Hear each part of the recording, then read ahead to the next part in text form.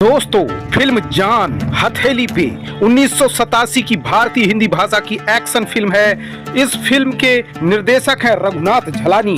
इसमें धर्मेंद्र, हेमा मालिनी, जितेंद्र, रेखा और राज बब्बर मुख्य भूमिकाओं में हैं और संगीत दिए हैं लक्ष्मीकांत प्यारे लाल ने। फिल्म के स्टोरी में सोनी यानी कि धर्मेंद्र एक ईमानदार व्यक्ति था जो मोना यानी कि हेमा मालिनी से प्यार करता था।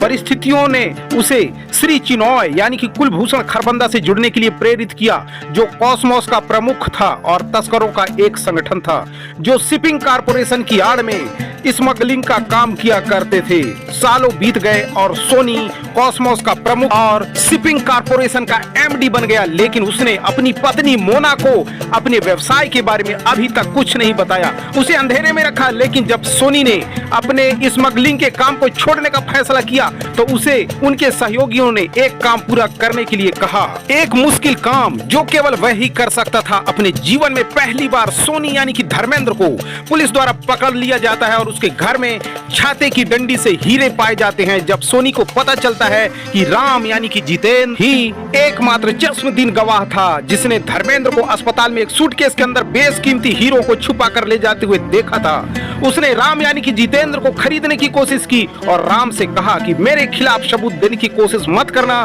नहीं तो गंभीर परिणाम भुगतने को मिलेगा। लेकिन राम बिकाऊ नहीं था। सोनी और मोना यानी कि हेमा मालिनी दोनों को पुलिस गिरफ्तार कर लेती है। सोनी जमानत पर बाहर आ गया, लेकिन मोना ने खुद को जमानत देने से इनकार कर दिया।